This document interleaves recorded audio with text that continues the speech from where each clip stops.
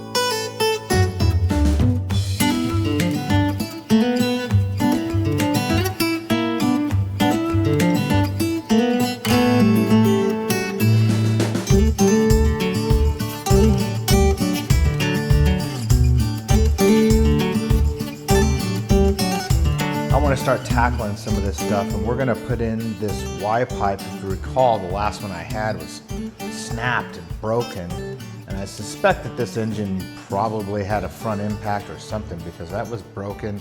The water pump is new. The alternator doesn't look like this is the alternator that was originally on this engine. It's an old one, but it doesn't look like it's the alternator from this engine. Looking at it, it's like it's got a lot more wear on it, so I don't know. So first thing we're gonna open up is this guy right here. This is a Dorman, kind of cheap replacement. It's not OE Ford or anything like that, but this should work just fine. And I forget how much I paid for this thing, but it wasn't very much. So let's get this thing installed. What is it, 8mm? Look at that.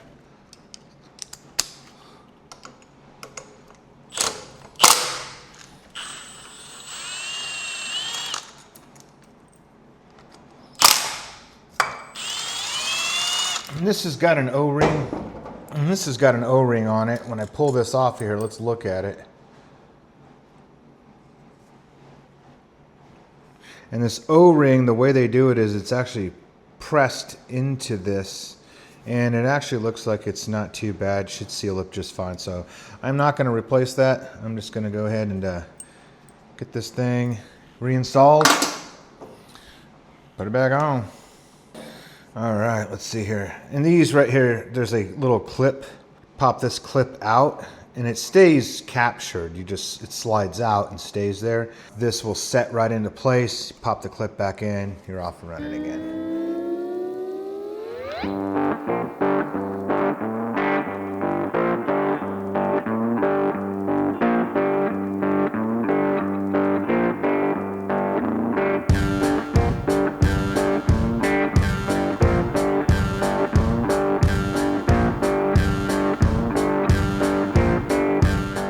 Alrighty, so this is that part I was talking about. Remember, right here when they installed that KRC power steering pump, you've got this extended pulley here. Well, now that extended pulley is running into this. You got some interference here with the belt, so they make this guy right here, changes it over to a barbed fitting, and so this guy right here, you just kind of wet that.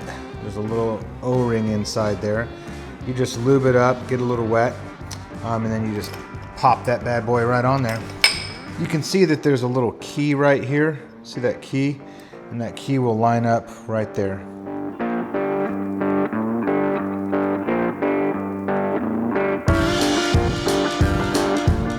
All right, moving along. Let me fly you guys in here and check this out.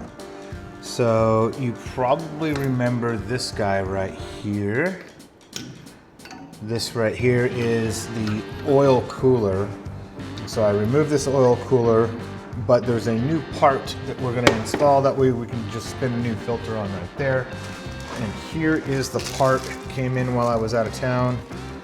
And it is genuine Ford part. See, it's oil filter insert 5.0 Coyote. Cool. And this is what it looks like right here. And essentially the way it works is you've got this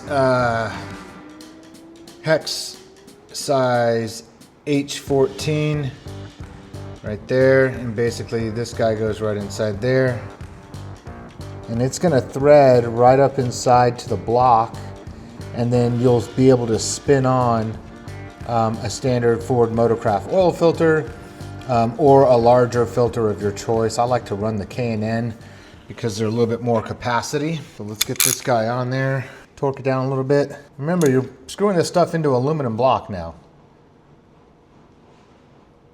There we go. Right now I'm going to go with the standard Ford Motorcraft oil filter, but I'm going to put a larger one on here eventually.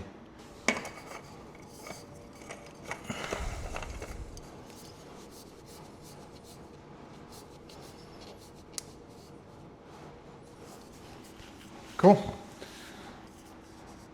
Very nice. All right, next, one of the things I did not do yet, and I want to do it now before I forget, is these are called stretch belts. So you see this AC compressor here. This particular belt right here, the original Ford belt, is what is called a stretch belt. And there is no tensioner or adjustment on the power steering pump or the original power steering pump. Now this is a new Sandin SD7, and I've got a power by the hour bracket on here. But this there is no adjustment on here or tensioner on here for this particular belt. And the way it works is you actually go ahead and get it started. Now this is a 6-rib belt. The Coyote 5.0s for the F150s, they're a 4-rib belt. So make sure you have the right belt. There's a 6 and a 4. And you can count the ribs right here. This is 6-rib. This is the original belt. It looks like it's in good shape.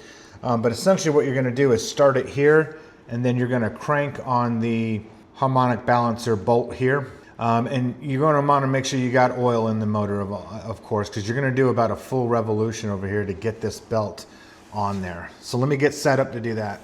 I don't have a ratchet. I'm going to hit it with the breaker bar first. All right, now the way I've seen this done is these guys will run it off on this side. So right here, it's kind of behind the harmonic balancer. All right, and then you kind of get it fully behind the harmonic balancer back here.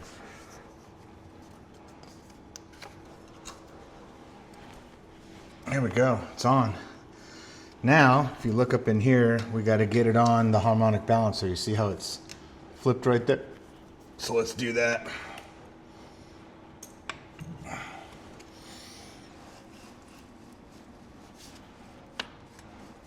It's going pretty easily.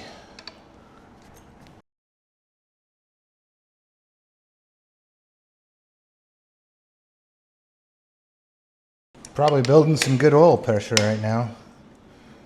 Oh yeah. All right, AC belt is on, compressor's on, regular belt is on, power steering belt is on, although it does feel loose. This KRC power steering pump does have an adjustment, so you can see it's, I don't know, it feels a little loose, but it's probably going to be fine. There is an adjustment bolt. I think if you loosen these 2 bolts right here, it'll swivel, and then you can kind of pry back on it, lock them down. Should be good.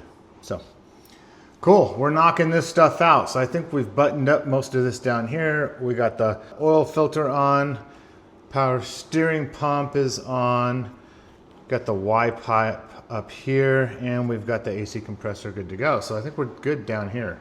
So the next thing we want to do is start running the American Auto Wire wiring harness in this truck, and it's actually going to start over there in the driver's side, just behind the parking brake lever, so kind of up there on the firewall. But we can't really do any of that, and it wouldn't really make sense anyways, to do that unless or until we had the sound deadening material installed, right? This is so much easier to install if the truck is completely bare, there's no wiring, pedals, or any of that crap in the way, especially the AC system, heater, vents, and stuff like that. So we need to get this thing wiped down, cleaned out, all the way up the front of the firewall, all the way to the back of the truck.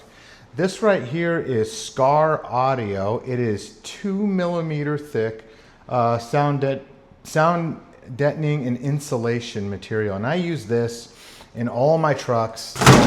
I get it on Amazon. It's relatively inexpensive. Now you can go with Dynomat, and there's a number of other different brands, but essentially it's sticky rubber is all it is. I go with the cheap stuff, and it's not bad. It works great. I've never had a problem with it. Done multiple trucks with it so far. So let's start getting this stuff installed.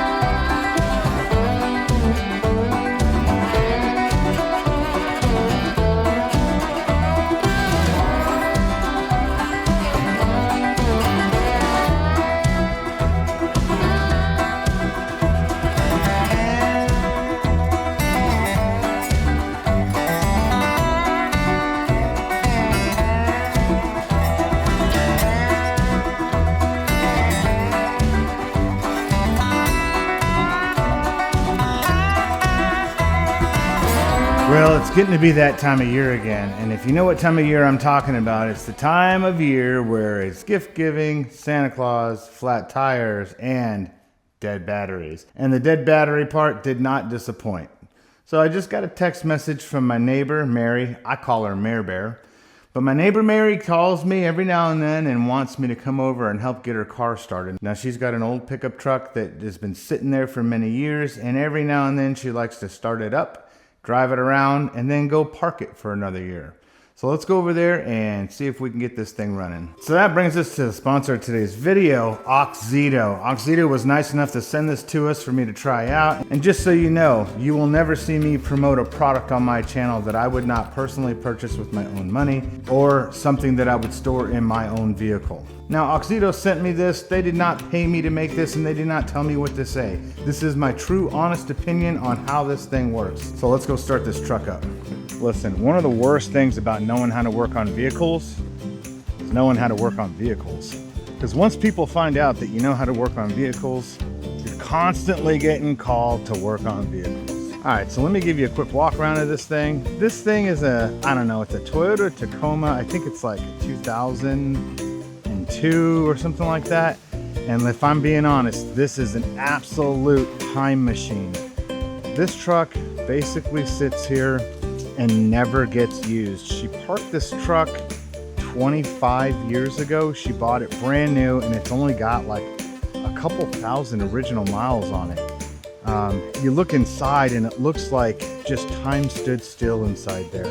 You know, she bought this thing to use it as a truck for a summer and then parked it.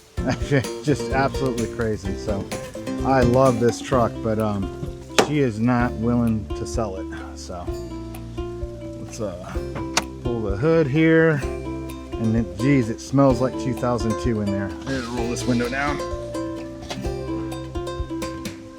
We'll look at the miles in it, the mileage in a minute. This is a pretty nice case, hard shell case, pretty durable.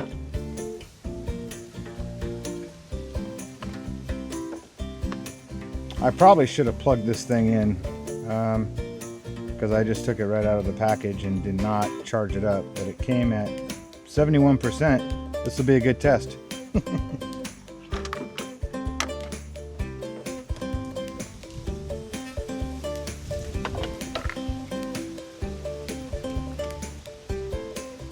So you want to press and hold the start button, and it says it's ready. fire this thing up.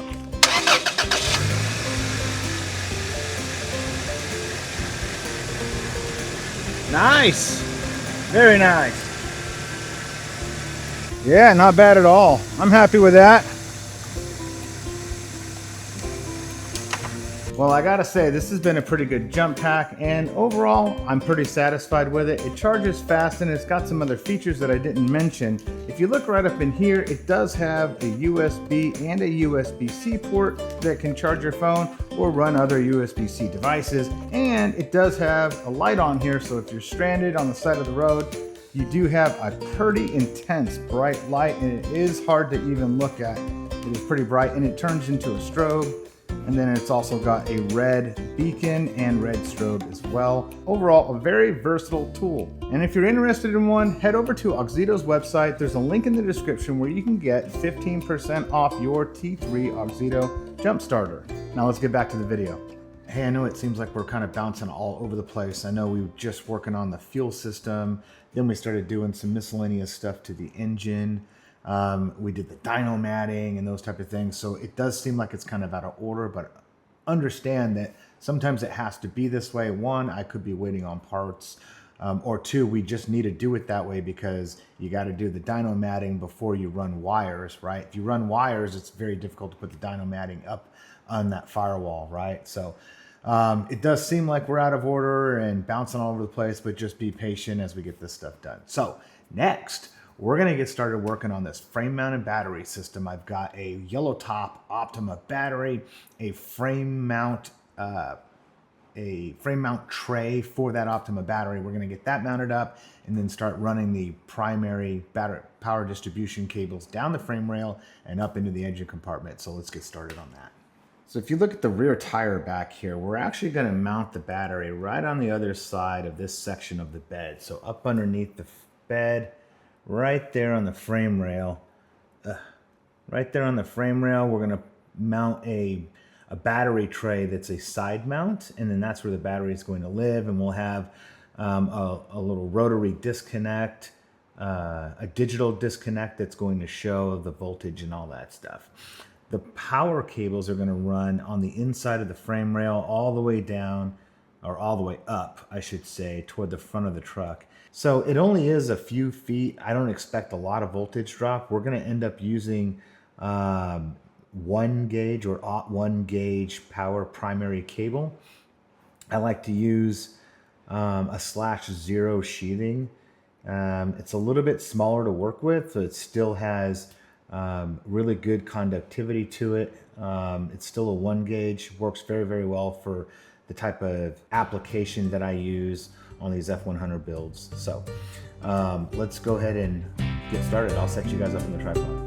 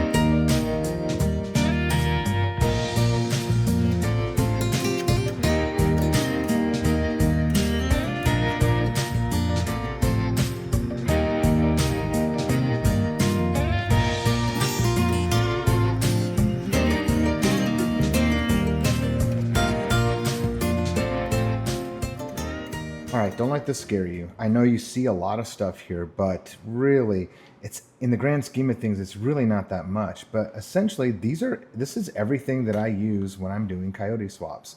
A lot of it is mostly around power distribution. And the reason for that is when you buy the control pack, or if you get a control pack from Ford Racing or Nathan Hensley or Power by the Hour, it's going to come with the vast majority of the cabling and connectors that you need to run your engine. Most of what you're going to need to do are things like setting up power for a remote transmission cooler, setting up power for your radiator, all your peripheral devices for like radiator, your transmission cooler, those type of things, a key on relay, reverse lights, gear shifter, neutral safety, and those type of things. So essentially, everything you need is really what you see here. Now, it's mostly around power distribution. So I like to start with an Optima battery. Wherever I decide I'm going to mount that battery, that is where I start. So sometimes it's in the trunk of a car, sometimes it's on the frame rail of a truck. In this case, it'll be on the frame rail of a truck. And then sometimes it's, traditionally right underneath the hood. But depending on where it's at, it'll dictate the type of equipment that I purchase.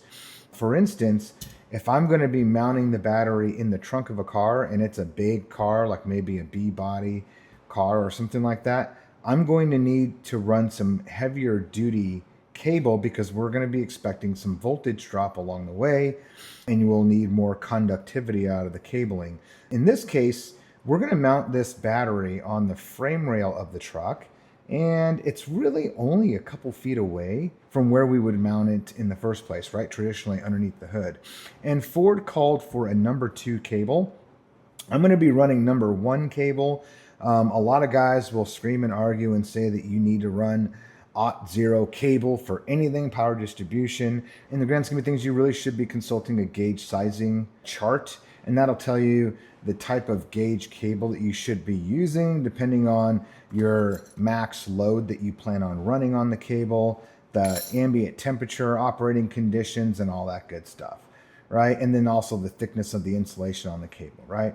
What I'm going to be using right here is actually number 2 Tough Flex heavy duty welding cable, 600 volt, and then it's good for 50C to 105C, made in the USA.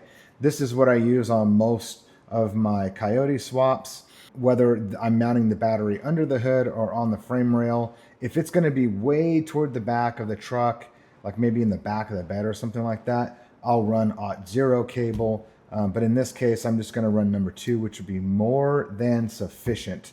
So it's going to be 1 run of power cable, and then I'm going to land from the battery directly to the frame, and then I'll do a frame pass-through, which is this right here, where I will core a hole in the frame of the truck. I'll mount this guy right here. I'll land the ground cable, pass it through the frame, and then I'll pick it up on the inside of the frame and run it down to the engine compartment. So that's what these guys are right here. I may or may not use both of these, for power and ground. Sometimes I won't use them at all, and I'll just take the cables and insulate them and protect them very well and run them up over the frame rail, and then start running them down to the engine compartment. And when I say protecting them, I'll do something like this. Now this is only like 1 inch, I think it is, but this is a heat shield type of material right here. And you can run your cables through here directly like this, and this will protect it from ambient heat, like when it's ran near exhaust. Like you don't ever want it touching exhaust, but up to at least within an inch proximity is totally safe with this stuff right here. And so this will certainly protect the outer sheathing of the cabling and prevent the cable from overheating. It's like a heat reflective material right here. Another material that you could use is this stuff right here. This is like a woven heat shield. You'll see this on a lot of modern cars right from the factory. They'll be using stuff like this and like this. And all of this stuff I've linked below to the Amazon store in the description down below, where you can get all this stuff right here. And I get this type of woven heat shield material in like pretty much every size. I get it all the way up to 4 inch, 2 inch, and so on. But it's a very tough kind of Kevlar feel. and it is also heat shrink as well. So once you run your cables through here, and that's what I'll end up doing is using this stuff. I'll run both cables through this stuff, and then I'll use my heat gun and actually shrink this stuff down so it has a nice tight grip on the cables. And then I'll end up securing it to the frame using some of these frame mount or cable ties right here. So here's an example of some of this, the cable ties that I'll be using. These things are dirt cheap. Now you can go all out and buy some super nice billet ones. The type of build that we're doing, it's pretty much a moderate to semi-budget build. These things right here, you can buy this whole kit for, I don't know, 15 bucks with all kinds of various sizes. And these are more than sufficient for just an everyday around town Coyote swap build. You know, you don't plan on taking it to SEMA or anything like that. And besides, they're hidden in the frame rails anyway, so they're more than sufficient.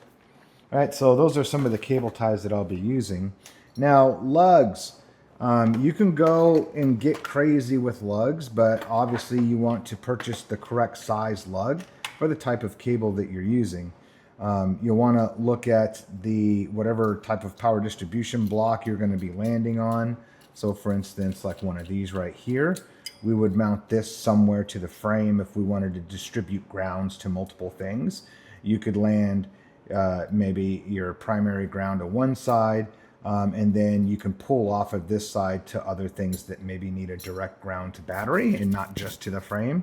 Yeah, and so like this size right here is a 3/8, and so you'll want to make sure that you're getting maybe a battery terminal lug that is the correct diameter here, whatever it is, number 2, number 1, 0, number 4, whatever gauge wire you're going to be using. It's the correct size here on the lug. And then also this right here happens to be a 3/8 terminal. So this would fit correctly on this type of power distribution block. An example of where something that you don't really want to do here is maybe you've got the correct gauge wire here, but when you're landing it on a terminal, you see how this is the incorrect size lug for this particular type of terminal. So maybe this one is like 1/4 inch and you've got a 3/8 inch lug. Really not good because you're not getting the correct contact area. And so you're not getting a good ground or optimized ground when you're using incorrect lugs. So you want to make sure that you're selecting the right size terminal lug for your terminal here. So you see this one is the correct size, whatever this one is, 16th, I guess, I don't know. 5/16, I'm sorry. Yeah, 5/16 lug, and this is going to be for number 2, right? So this is actually the correct lug for this whole scenario right here. So you see it's going to be number 2 cable on the inlet here, and then the lug size is a 5/16, which is the correct size for this particular terminal. So you can get a wide variety of these different terminals right here. And if you're going to be butt connecting or splicing cables together, you've got some terminals for that too. And so, yeah, but I generally keep a bunch of different sizes on hand because I'm always doing power distribution work on vehicles. And then also, once you're, installing your lugs, there's specialty tools that you're going to need. And you'll see that here in a few minutes when I start talking about tools. All right, so that's cable. And listen, this is a crash course. This is a super crash course for you guys. I am not even scratching the surface of the different types of terminals and parts that you can purchase for your cars. I mean, if you just look on Amazon and various automotive electrical websites, you can go nuts with all the different type of equipment you can buy, parts and features that make your life easier, super easy to install, or basic stuff that you need, and you can go kind of cheap on doing it.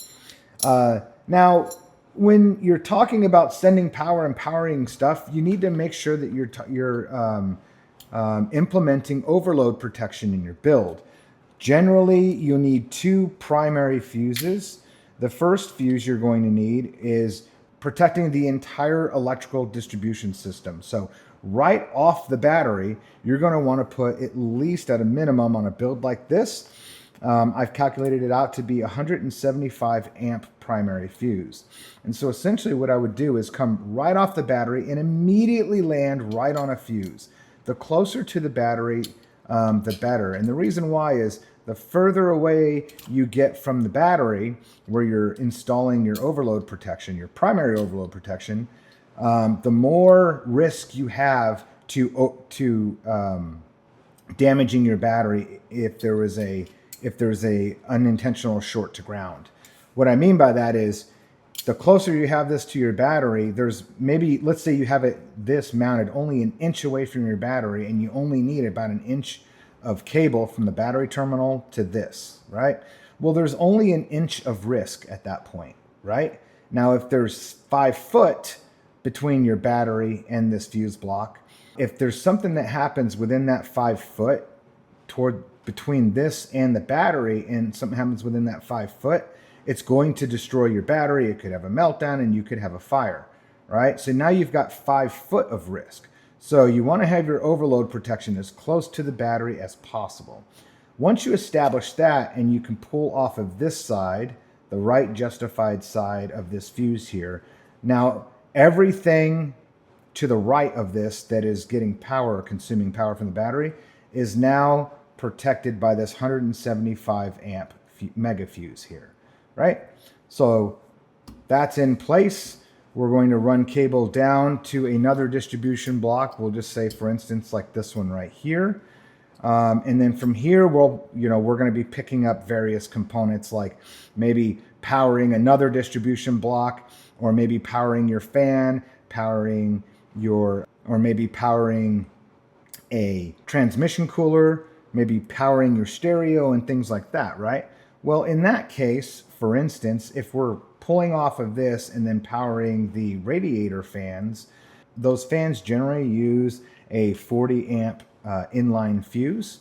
Now, that could be fused back at your fuse box in the car. It could be fused by your control pack, or it could be fused by a dedicated inline fuse, which is what I generally like to do.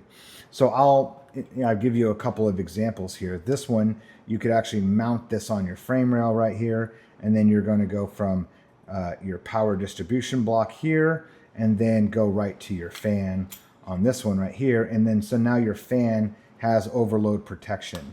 This one's really nice because you just put your blade fuse right there, plug it in, and then now you've got a place to mount this, and so you have some good cable management. It looks nice and pretty, right? So that's overload protection. This one can just kind of lays in place somewhere. There's no real way to mount this, but of course you've got overload protection here. You'll install a blade fuse, and in the case of a dual radiator fan set, you would put in a 40 amp fuse here, right? And so so now you've got 2 fuses. So if your fan overloads, it's going to overload this fuse and only blow this fuse and not damage any other adjacent components in your electrical system.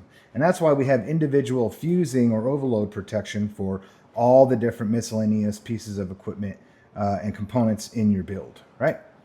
All right, so the next thing we want to talk about here is overload protection for your alternator and unintentional shorts to ground caused by the alternator generating too much current and grounding out on the truck. And so generally what you want is coming directly from your alternator. You'll want to install 175 amp fuse from your alternator going back to your charging system.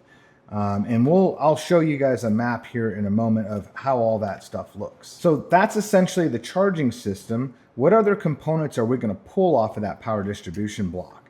We're going to be pulling off primary power that's going to go directly to the fuse box inside the truck. Now that's the fuse box that's existing in your truck if you don't plan on replacing it.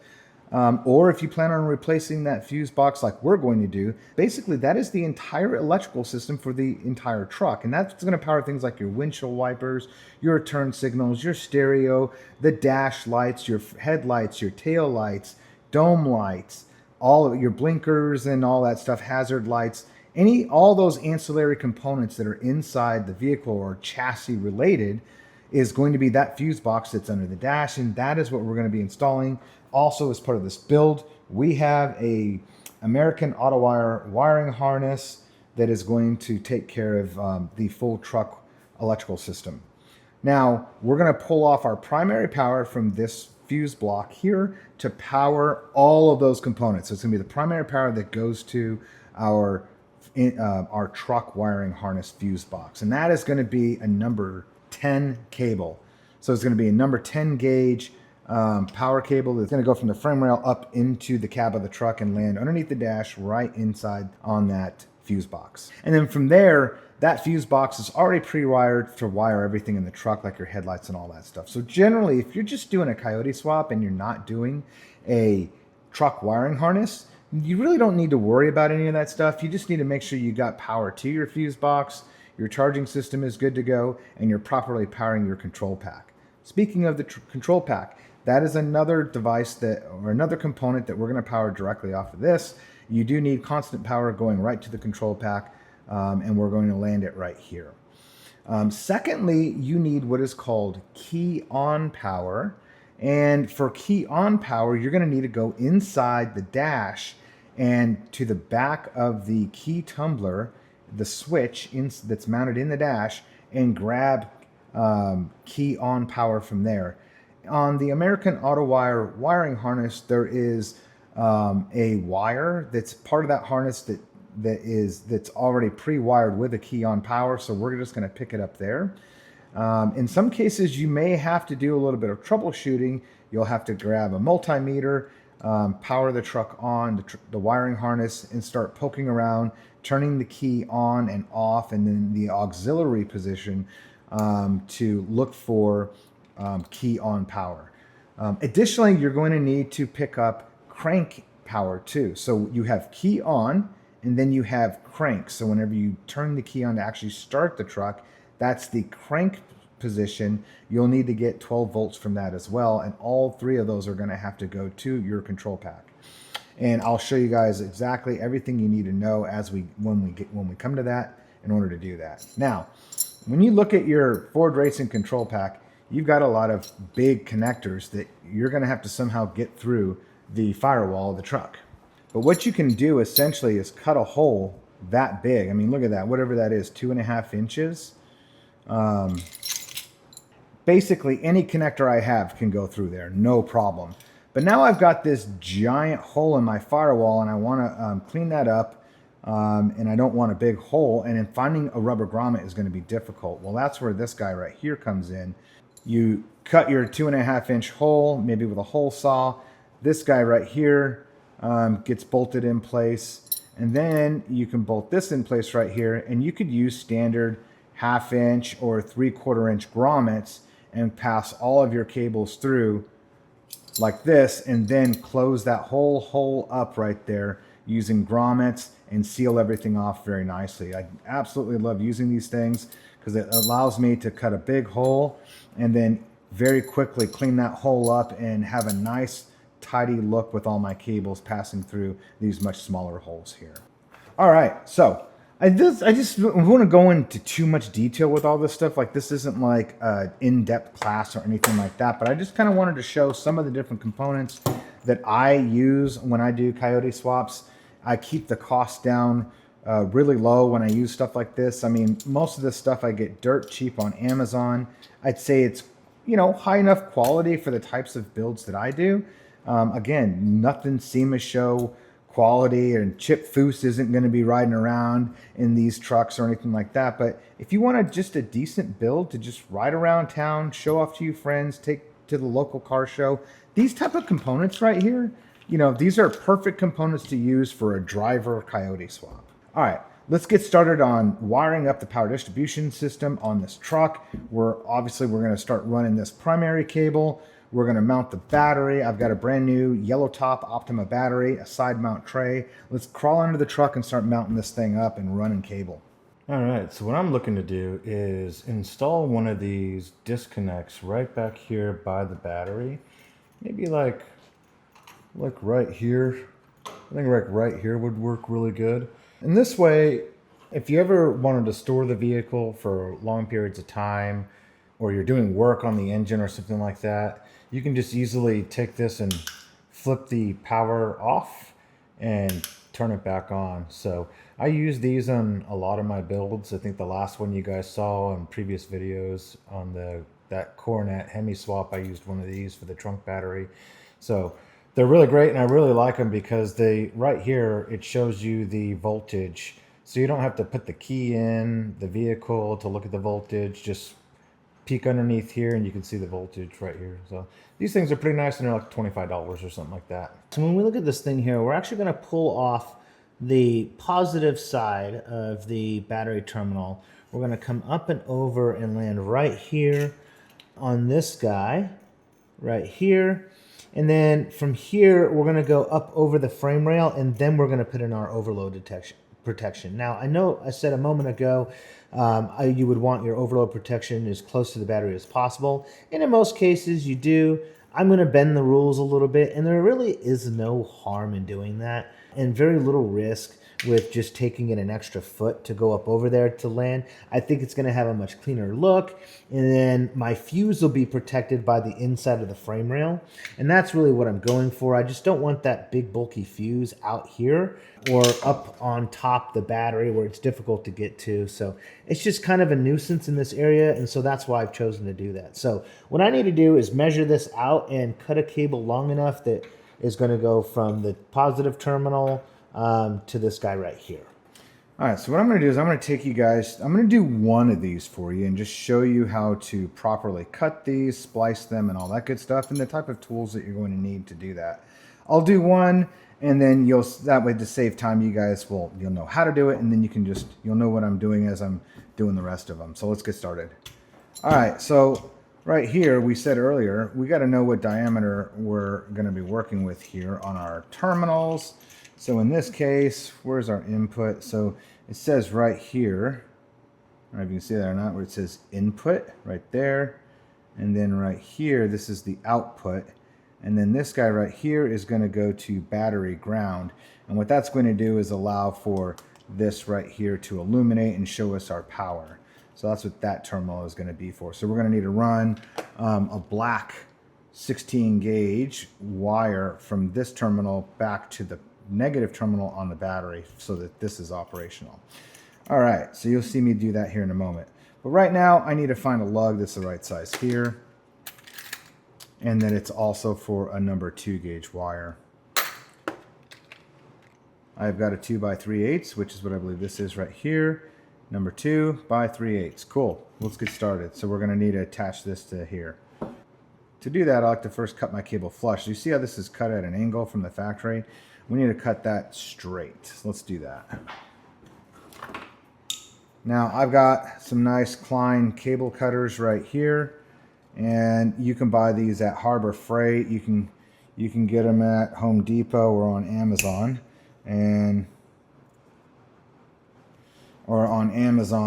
These ones are very used, so it basically cuts most of the cable straight across.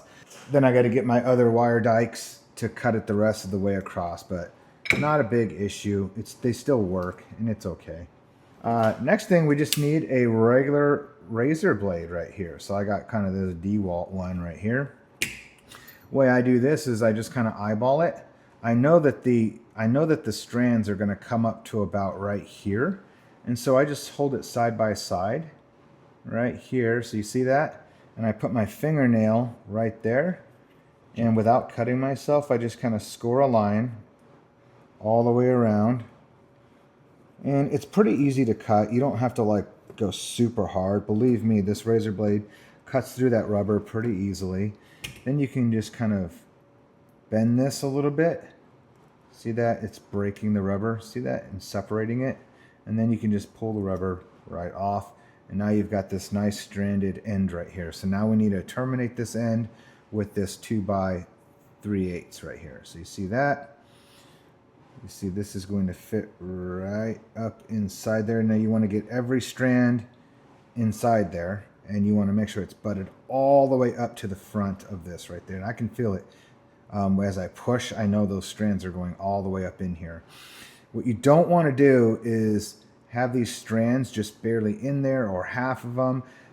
you want to make sure that you have as much contact as possible, surface contact, so that these strands, as much mass of these strands is touching the inside of this connector as possible. So you want to really fill this thing up. The more that you fill up this connector right here, and so that you have as much surface area contact as possible, the better that this cable is going to perform overall. Okay, so we know that works. That worked out really good. So let's find the right tool to actually crimp this, and that's kind of cool. I'll show you that here, wherever my tool is at. So I just picked this thing up. I've gone through a couple of them. These things are absolutely incredible. I've got some smaller versions of these.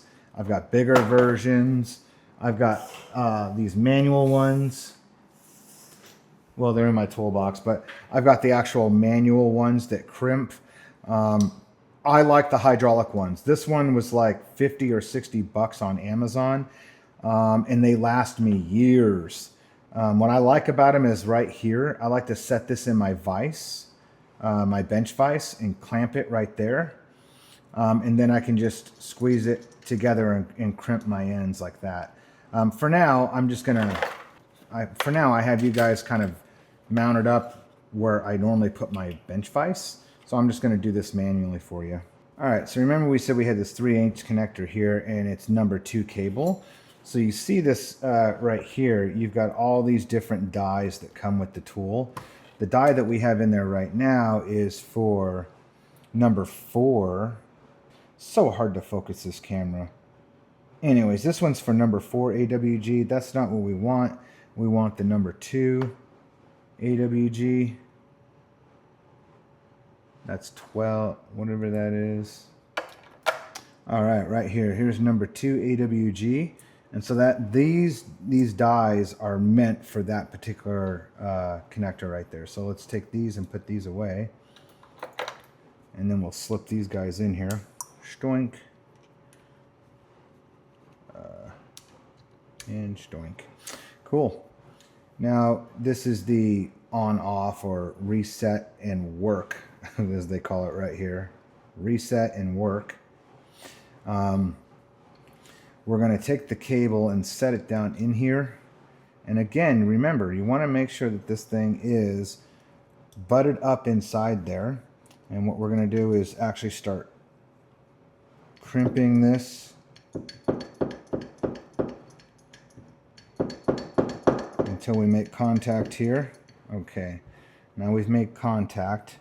And what I like to do now is kind of rotate this to get it kind of where I want it, so we have a nice clean crimp.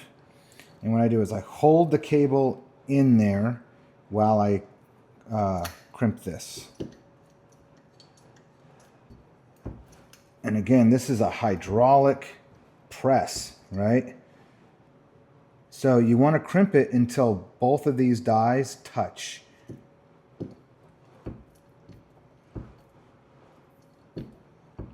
And we're there.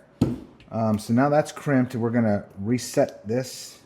And let's pull it out and look at it. That's actually a very nice looking crimp right there.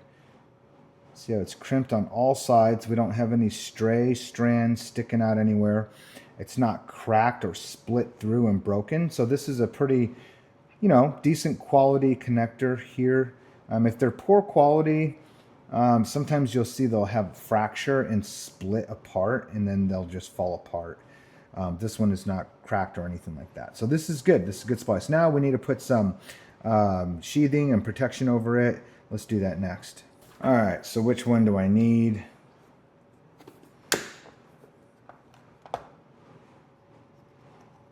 I'm trying to do this quick just for the purpose of showing you guys, and then I can start getting this done.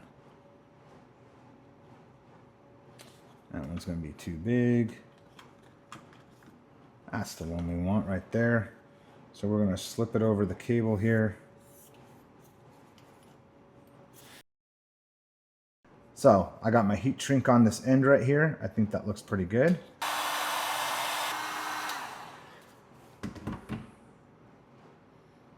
Very nice. I'm digging that. Cool. Now we need to mark the overall length. I just cut it a few inches long. Let's crawl underneath there, mark the correct length, and then crimp this other end. All right, so I went under there and measured it. We know how long it needs to be. Let's cut it. That one cut all the way off that time. Very nice. Now remember, I said we need to find our connector, our lug, and then make sure we get the right size. So if you look at this right here, we said those are going to be actually 3/8. I'm sorry, correction. The other side of this is going to be this battery terminal here. And that lug, let's unscrew it. And that lug is going to be 5/16 by number 2, right?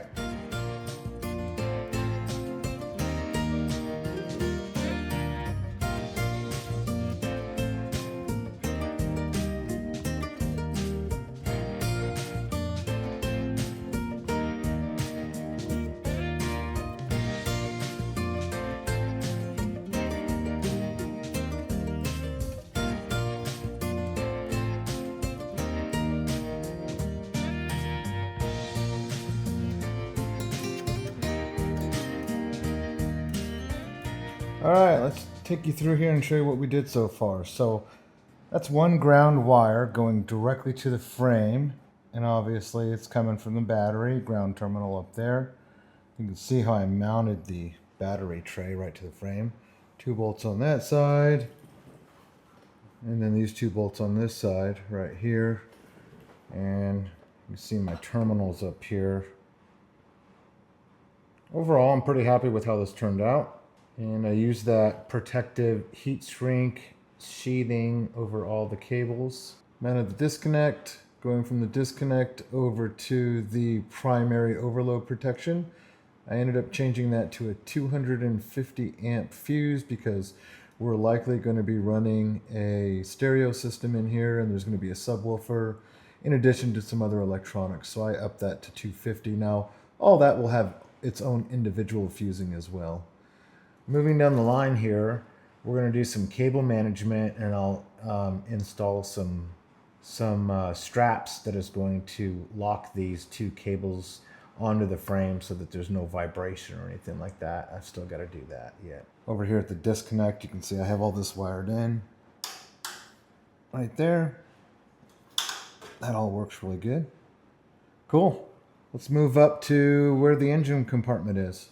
So you see, I changed over from the standard abrasion and heat protection to abrasion and higher temperature heat protection, because now we're getting up here closer to the exhaust pipes. Although we're still staying on the opposite side of the frame, you know, I just still wanted it installed anyways in case we're at idle on a hot day and this frame gets hot or whatever.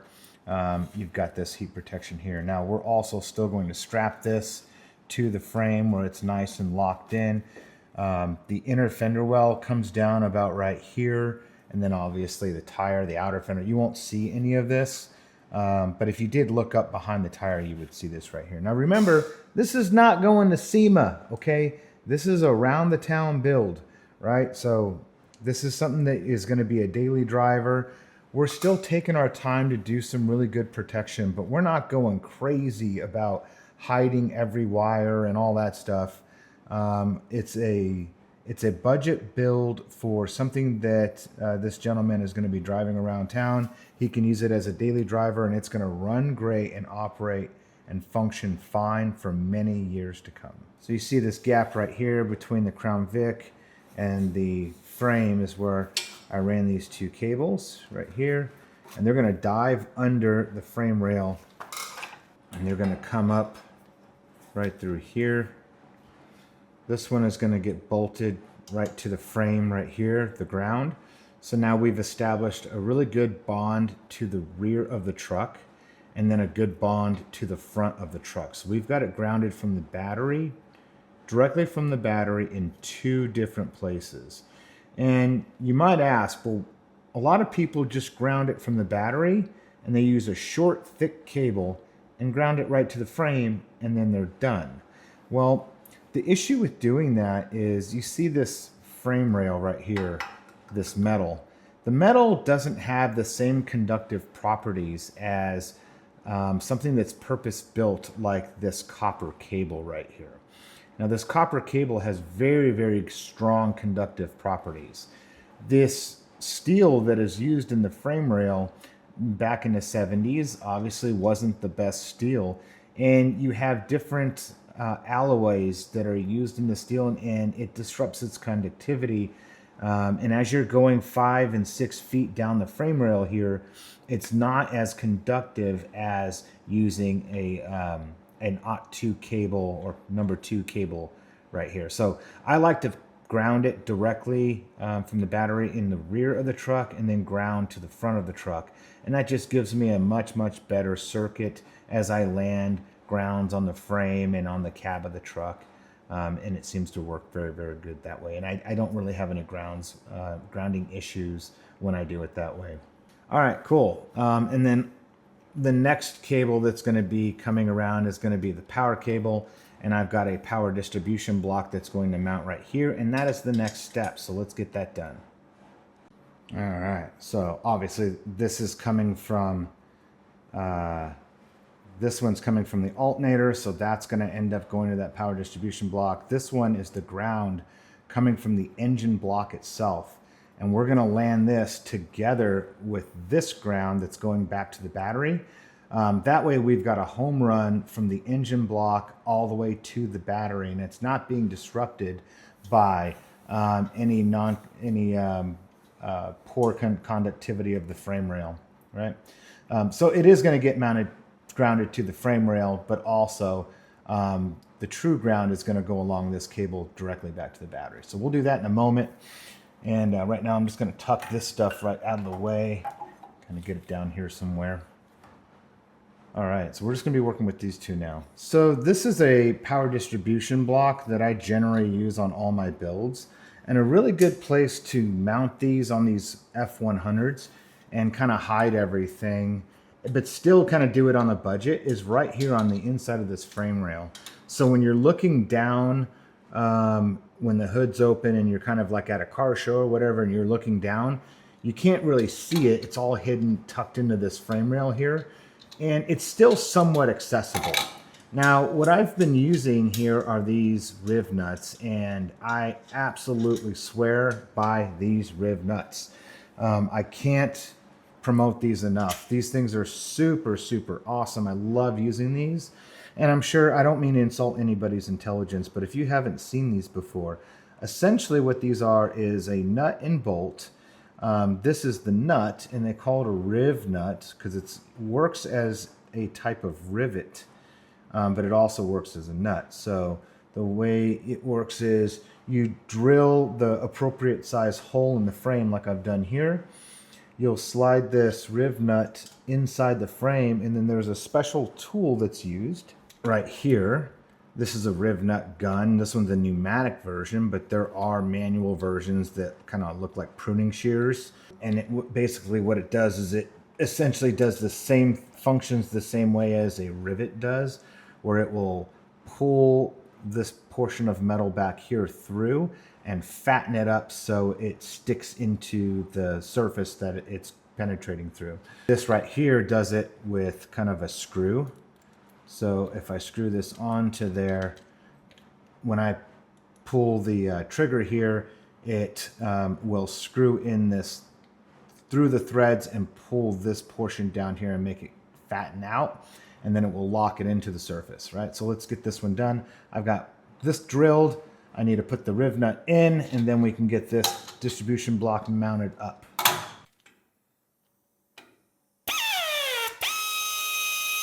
That easy. Now we can slide the bolt through. And on this one, these are Allen heads. What I like about these riv nuts is that obviously there's no nut on the back, and then you get this really nice kind of aesthetic Allen head cap screw.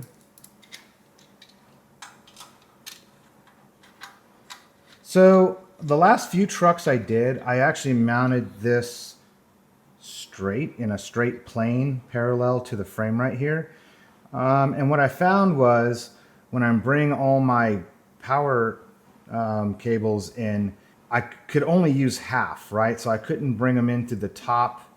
I could only bring them in from the bottom, and so I found myself tucking and do short 90-degree bends with all of them right in here. So this time I decided to mount it at kind of an angle so I can get them in here a little bit easier. I've done, I think, like 6 or 7 Coyote swaps in F100 so far. And I think the last 4 of them, I started putting this power distribution in the block. I used to put it up here on the inner fender, but it was an eyesore. So down here on the frame, it certainly looks a lot better now. So this guy is going to come up here. I need to drill a hole right here for that. Put a bolt through it. That I want it to be secured very, very tight, and I'm actually going to use a nut, bolt, and a lock washer.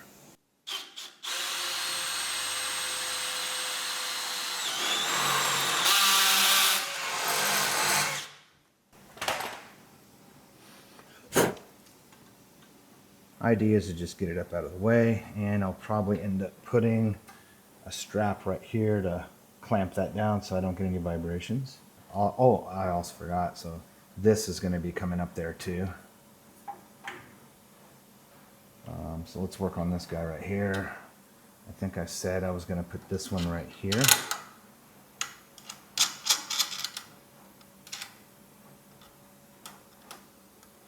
I think those are 1/2 inch, maybe. 1/2 inch it is. Cool. Very good. So this will have to get mounted up like that.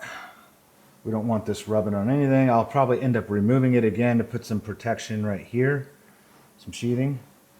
Some more of this stuff. Right now I'm just kind of like doing some fit up. Again, if you see me doing something, it looks like I'm forgetting something, like maybe the sheathing or something like that. I'm really not. Sometimes I want to like sheath 2 cables together and do it that way.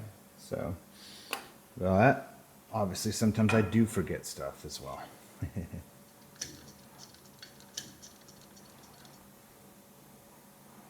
All right, and I did change. Did I already mention I changed these dies out to number 6? I think I mentioned that. Yeah, I had the manual one of these for years, and it was a pain clamping them together. Saw a guy on YouTube using this one, and so I picked one up. I've been using them ever since. So much easier to use the hydraulic ones.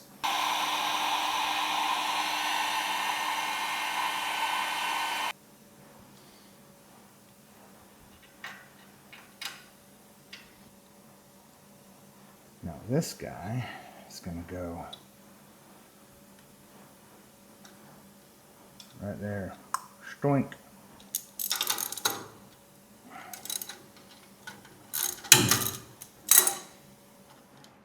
Alright, so my battery died. I've got to charge back up, and I did a little bit more work. So I've got lined up real nice and neat. Got to do some cable management. I've got the ground to the engine, and then I've got this ground going back to the battery. There's a wire right here. This is going to the AC compressor. So the Restomod air conditioning system will end up wiring into this. Right now I'm going to just set that back there. And then if you recall from earlier in the video, you've got this brown with green trace right here. This is going back to the starter solenoid that's mounted on the starter. So the Ford Racing control pack is actually going to wire into this, and then when you turn the key, that is going to send a signal to start the truck up right here. So that'll get loomed up real nice, and that'll all come later. Now the next thing we're going to start wiring up is this guy right here. This is kind of like an all-in-one box that's already pre-wired, and it consolidates a lot of stuff into one little footprint. So I have 2 relays right here, and then I've got a bunch of fuses, and they're all ran to these leads right here. And so essentially the purpose of this is I can run some fuses. One like this will go directly to one of my fans. This will go to another one of the radiator fans. This one may go to the remote mounted transmission cooler. This one may go to like a little relay if I need to, or a key on relay, something like that. And then I've got a couple spares here. Now, one relay is going to turn on when the Ford Racing control pack commands the fans to turn on. And then the other relay is going to turn the fans on based on the tyranny switch that'll be wired into the Restomod air conditioning. So when the pressure in the dryer for the AC system calls for the fan to come on and lower the pressure, then it will signal this relay to send power to the fans. So they both turn on the same output device, which is the radiator fans. One is for, like I said, the Ford Racing control pack, and then the second one will be for the AC system to turn the fans on. So they're called opposing relays. So let's get this thing wired in now.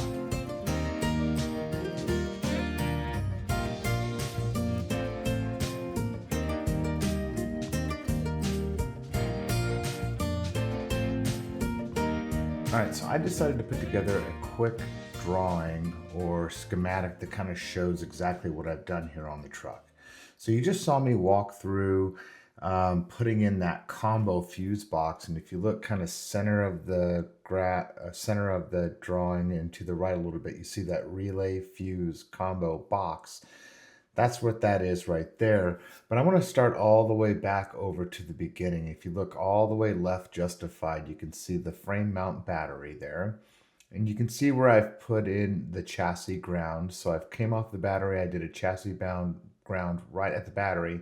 It's not shown here in the drawing, but there is another ground coming from the ground terminal that runs along the frame and goes up toward the front of the truck, and I ground again up there. So I just pointing that out because I didn't show it in the chart here. Now, coming off the positive terminal, I go right to a rotary disconnect, and you can see that one there in the drawing there with the red rotary knob on it, and it's a digital knob. Also not shown in the drawing is a small wire that goes from inside that disconnect back to the ground terminal, and that's to allow to have a ground for that little digital readout. I didn't think it was necessary to put it in this little drawing here, but when you read the instructions and you install that, you'll see that. Moving along to the right, you can see that I also installed a 250 amp mega fuse. Now you can see here in the picture on the actual frame itself, you can see the relationship, and I've kind of from left to right, I'm showing here in the chart exactly how it is installed on the frame. So you've got the 250 amp mega fuse, and that mega fuse is basically fusing everything in the truck wiring harness, the control pack, the engine, all the different ancillary parts, the fans and the AC, anything on that truck is getting fused by this primary overload protection, that 250 amp mega fuse. Now, coming off that mega fuse, traveling down the frame further, we come up toward the front of the truck, and you see that there's that power distribution block that I had mounted on the passenger side frame rail toward the front of the truck. And coming off of that, like, that's just power distribution. So it's going to be powering things like the starter solenoid, the alternator, and all the ancillary parts and gizmos on the truck. Now, the vast majority of that stuff I've not shown yet because we're not there yet. In the next video, you'll see me add to this drawing even more. So when we start installing the control pack, I'll draw that control pack in here and where it's going to land and connect to. And if there's any relationships with other components on this drawing, I'll draw all that as well. We also have some other stuff for the Restomod AC unit. Perhaps there's a stereo system that we're going to wire in. You're going to need power for the subwoofer and all those type of things. So I will draw all that in when we get there. But for now, what we've accomplished today is just what I've shown you here. So you've got the power distribution block. We're going directly to the starter. No overload protection needed there. From the alternator to the distribution block. And now you notice I said from the alternator to the block and not from the block to the alternator. And that's why, and the reason why, the reason for that is that the alternator is now the source of power. It's generating power, and so it must be fused en route to the rest of the power distribution system. So it needs to be fused. I put in a 175 amp mega fuse in line so that it can charge back the rest of the charging system here. Also on the power distribution block, you'll notice that there's that relay fuse combo box. I have that directly wired into the power distribution right now, but what I forgot to do is notice this 200 amp relay that is shown here in the drawing. I need to go back out there and wire this in. It slipped my mind that I needed to do this. And what the purpose of this is, if you look everything downstream of that relay fuse box, you've got the fans, you've got the AC compressor, and you've got like the Restomod AC unit and other whatever stuff I'm going to have coming off of that relay fuse box. Well, you don't want to add power to those things unless you have the key in the on position. Maybe not running, but you want the key to be on. And so what the purpose of this relay is that when you turn the key to the on position or in the accessory position, it will send power to that relay, close the relay, and then allow power to come from the power distribution block to that relay combo box, right? And if the key is in the off position, it's not going to power that relay combo box. So I need to go back out there, wire in that relay. I have it. I had planned on putting it in, but it just slipped my mind. So I need to wire that in. Now, let's say for a moment that the key is in the on position, that relay is closed, meaning it's sending power through to the combo box. Over here, what I've drawn in this red dashed line here, so in this dashed box, it just basically is telling you that the stuff inside this box is what's occurring inside that combo box. But for the purpose of the drawing, I've broke it out into this square box right here to show you what that relay is doing. Now remember, there are two relays in that fuse box. I'm only using relay number 1, and I'm calling it the fan relay. Relay number 2 is just a spare. I'm not going to use it right now. I may use it in the future. So I'm really only using one relay in there. And I'm getting 12 volts to power that relay, or to send power through the relay to the fan. I'm getting that also from within this control box. I'm using one of these fuses. In fact, it's that very first fuse at the top. It'll be a 40 amp fuse. So I'm getting power from there. I'm going to be sending it through the relay onto the fan. And there are two things that can potentially close the relay or actuate that relay to be able to send the power from pin number 30 to pin number 87 on that relay and send it to the fan. The first is the control pack fan trigger. So the computer of the Coyote knows what the temperature of the engine is, right? And once the temperature reaches 205 degrees, it's going to send a signal on this fan trigger, which I'm going to be wiring into that relay on pin 86. And so if the computer sends 12 volts to that pin, it will close this relay and allow power to go from pin 30 to pin 87 and power the fans. Now there's an or here, so it's either the control pack or another source. I'm also going to grab 12 volts from the power distribution block and send it through the tyranny switch. Now a tyranny switch is basically a OR switch that you wire into your AC system. And essentially what it does is it gives you two different thresholds to actuate your fan. Essentially, the purpose for a tyranny switch is to use the pressure of the AC system to actuate components. One of the components is the AC compressor, and so when the pressure in the condenser reaches a certain level, it will then send power from the command from the Restomod AC unit through the tyranny switch and onto the compressor, so the compressor will latch in, or the compressor clutch will latch in. So that's a basic explanation of exactly what we've wired up today in this video. In the next video, we're going to be wiring in the control pack, and we're going to have to power the American Auto Wire wiring harness inside the truck. And so both of those are going to come off this distribution block, and I'll update this drawing when we get into that video. Let's get back to the truck now. So we're pretty much done down here. There are 2 more wires that we need to run down here. Once we get to that point, we're gonna have to run a number 10 gauge from here up and into the cab of the truck. That's gonna be the main power supplying the fuse box inside the cab. And then 1 more wire that's going to power the Ford Racing control pack. Oh, and also a ground. So we're gonna run a ground to ground the Ford Racing control pack, and then a constant power to power the Ford Racing control pack from right here. So only 3 more wires down here, and then all this is buttoned up and ready to go. And then also I've got my power and ground for my radiator fan right here. So I'm just kind of setting this right here, so when I put the core support on, these are ready to wire up to the fans.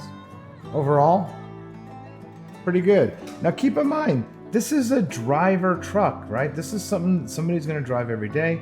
This isn't going to SEMA, and it's not a show truck, right? If it was a show truck, the cost would be significantly more. We would be building hideaway loom all through here. Obviously, it would be in better condition and painted and all that good stuff, right? So you don't need to let anybody convince you that it has to be a show truck just for you to start working on your project. It's okay if you do something like this. This is totally safe, and it's totally acceptable to do a wiring job like this, right? It's very cost effective, and it'll work just fine.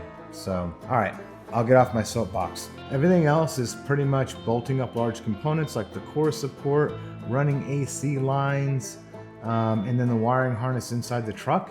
It's really not that bad. I think I got another few days in this truck and I should be done. Well, that is going to be it for this episode of Tinkered Diesel Garage. And let me tell you, we got a lot more done than I thought we were going to get. That Restomod AC unit, that is historically, that is taking me the longest amount of time on any Coyote swap that I've ever done. It seems like consistently every truck I do, mounting that thing up there, or the prep and getting that thing ready to mount up in there, and then the hoses and all the fittings and wiring and everything you got to do to get that thing installed normally takes forever, and I dread it every time. But this time it went very, very well. So I was very surprised, and I think it's probably because I've done it so many times now. I know what I'm in for, but we've still got a lot more to do. So next episode, we're going to tackle the rest of that EC system, and we're going to break open that American Auto Wire wiring harness and start routing wires, mounting fuse boxes, and actually applying power to this truck. Very, very exciting. Don't want to miss that episode. Thanks, everyone. I'll see you next time.